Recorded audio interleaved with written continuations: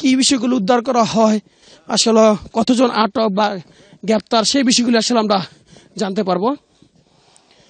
তবে এই বিশাল এই যে তাদের যে অভিযানটি ছিল, সেই অভিযানে কিন্তু কয়েকটি ভাগে বিভক্ত হয়ে কিন্তু একটি অংশ এখন আমরা রয়েছি চাংকিটেক এলাকায়। এখানে মেট্রোপলিটন পুলিশ এবং সেনাবাহিনীর এখান থেকে আসলে কয়েকটি ভাগে জিএমপি পুলিশ সহ তারা এই অভিযানে আসলে পুরো এলাকাটি, অর্থাৎ পুরো এরশাদনগর এলাকাটি কিন্তু আসলে তারা ঘিরে ফেলেছে। অর্থাৎ বলা চলে যে সর্বকালের, অর্থাৎ এই যাবৎকালের সবচেয়ে বড় এই আজকের এই অভিযানটি। অর্থাৎ আমি কিছুক্ষণ আগে কিন্তু বলে আসছিলাম যে গাজীপুরের 21টি বস্তির মধ্যে সবচেয়ে বড় যে ক্রাইম জোন সেটি হচ্ছে এরশাদনগর। যদিও এই এরশাদনগর এই অভিযানের আজকে আমরা হয়তোবা দেখানোর চেষ্টা করব যে আসলে কি পরিমাণের দেশীয় অস্ত্র মাদক উদ্ধার করা হয় এবং অভিযুক্ত যারা রয়েছে তাদেরকে আটক বা গ্রেপ্তার, সেই বিষয়টা আসলে আমরা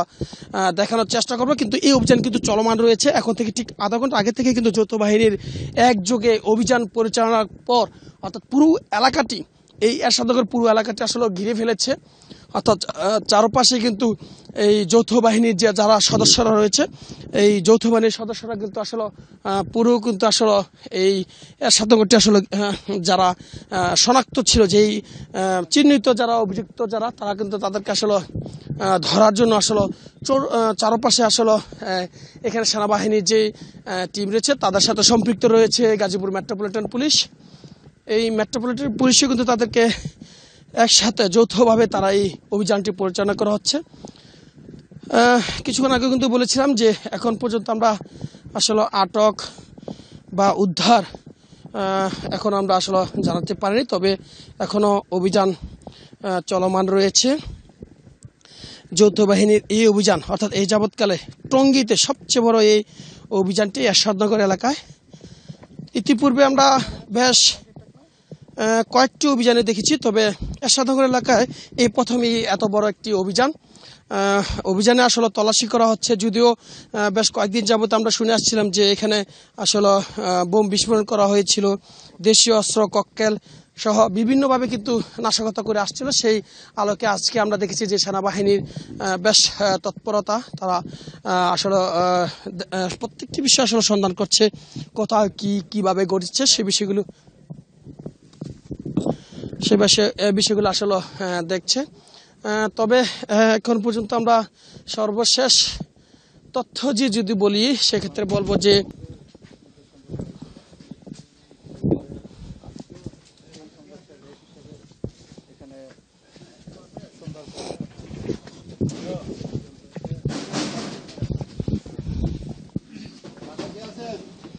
অভিযান চলমান রয়েছে।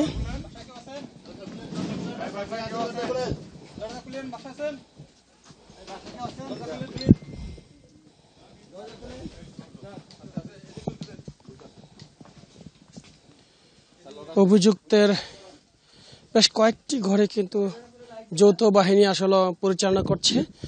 এই যে বেশ কয়েকদিন যাবত আমরা যে বিষয়টি দেখে আসছিলাম যে এরশাদনগর এলাকায় কিন্তু কয়েকটি দলে বিভক্ত হয়ে তারা বিভিন্নভাবে তারা আধিপত্যকে বিস্তার কেন্দ্র করে কিন্তু দুই পক্ষে ধাওয়া পাল্টা দেওয়া হয়েছে। সেক্ষেত্রে বেশ কয়েকজন আহত হয়েছে। সেই আহতর রেশ ধরেই মূলত আজকে এই যৌথ বাহিনীর অভিযান। এই যৌথ বাহিনীর অভিযানে এখন পর্যন্ত আমরা কাউকে আটক বা কোনো উদ্ধার দেখিনি, তবে অভিযান যেহেতু চলমান রয়েছে সেক্ষেত্রে আমরা আসলে হয়তো বা অভিযানের পর আমরা জানাতে পারবো আসলে কি বিষয়ে উদ্ধার করা হয়েছে, কতজনকে আটক করা হয়েছে, কি বিষয়ে উদ্ধার করা হয়েছে সেই বিষয়ে আসলে জানার চেষ্টা করব।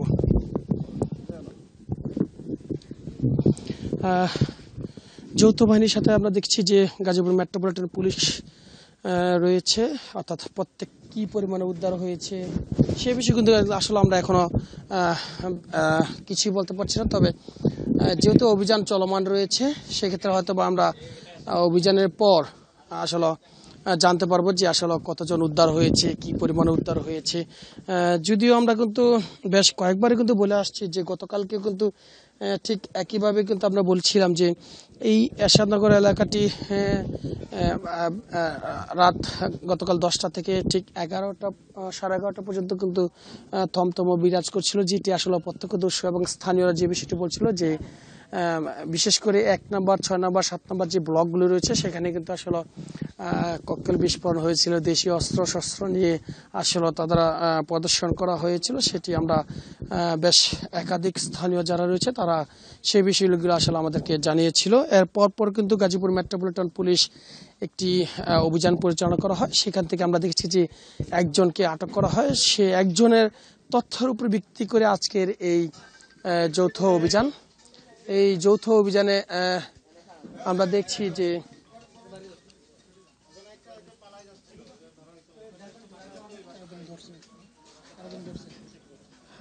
বেশ কয়েকজনই কিন্তু আসলে সন্দেহভাজন অবস্থা আটক করা হচ্ছে, অর্থাৎ হয়তোবা জিজ্ঞাসাবাদ করে তাদেরকে শনাক্ত করার পর আসলে আমরা হয়তোবা সেই বিষয়গুলো আসলে আমরা জানার চেষ্টা করব।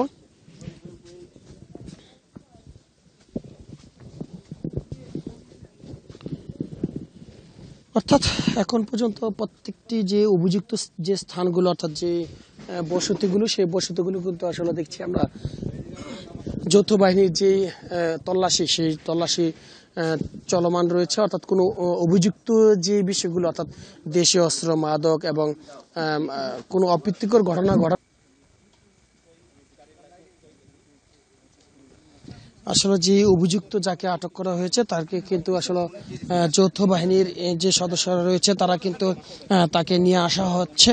অর্থাৎ তাকে কোথা তার কি রয়েছে সেই বিষয়গুলো আসলে কিন্তু তারা কিন্তু নেওয়ার চেষ্টা করছে। অর্থাৎ সে অভিযুক্ত কি কি বিষয় সেই বিষয়গুলো আসলে দেখানোর চেষ্টা করবে। অর্থাৎ তাকে যদিও এই আজকের অভিযানে আমরা একজনকে দেখানোর চেষ্টা করছি, যদিও একজনকে আটক করা হয়েছে, তাকে জিজ্ঞাসাবাদের পর এখন তাকে নিয়ে যাওয়া হচ্ছে, অর্থাৎ তার যেখানে বাসা সেখানে নিয়ে যাওয়া হচ্ছে। অর্থাৎ তার সাথে আর কেউ জড়িত আছে কিনা বা সেই বিষয়ে কিন্তু দেখা হবে।